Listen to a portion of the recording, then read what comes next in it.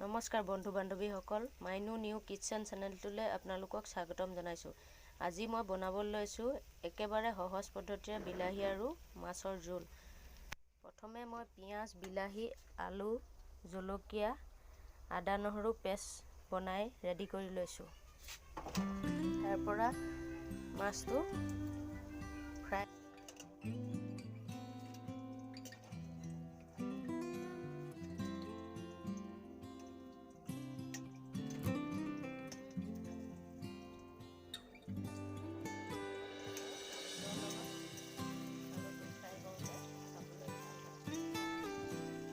হালধি দি দিছোঁ।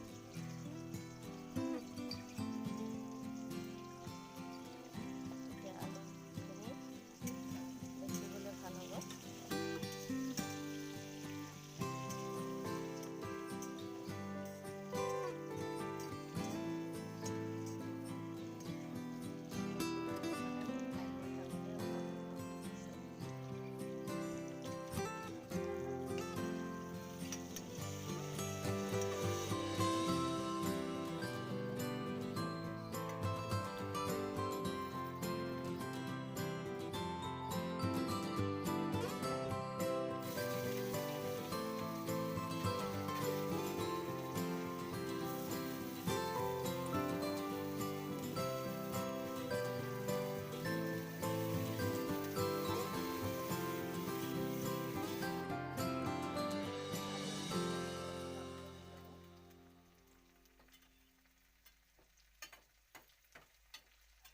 আদা ৰচুনৰ পেষ্ট দি দিছোঁ।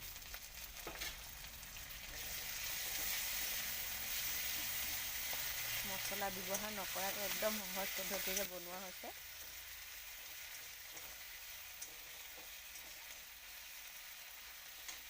ইয়াত মই এতিয়া হালধি দি দিছোঁ।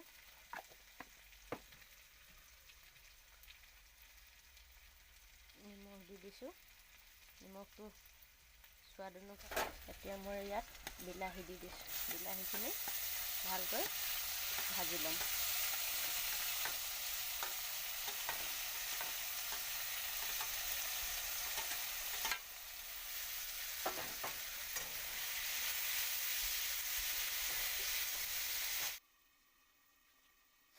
এবাৰ মাজতে বিলাহীখিনি লৰাই দিব লাগে, নহ'লে বিলাহীখিনি লাগি ধৰিব কেৰাহীত।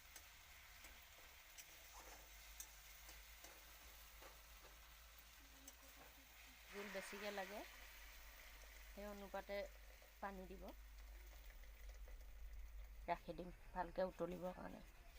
উতল হোৱাৰ পিছত মই এতিয়া ফ্ৰাই কৰি থোৱা মাছ আৰু আলুখিনি ইয়াত দি দিব পাৰে। কি ধুনীয়া কালাৰ এটা আহিছে, খাবলৈও সেনেকৈ টেষ্টি লাগিব।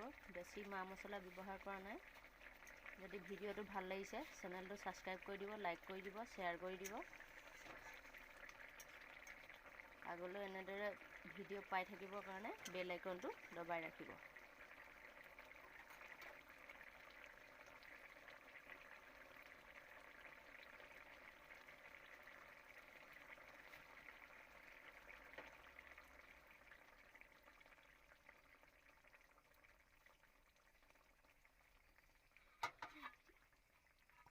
আপোনালোকে বনাই চাব, খাই ভাল পাব। চেনেলটো যাতে আগবাঢ়ি যাব পাৰোঁ তাত সকলোৰে সহায় সহযোগিতা কামনা কৰিলোঁ। ধন্যবাদ।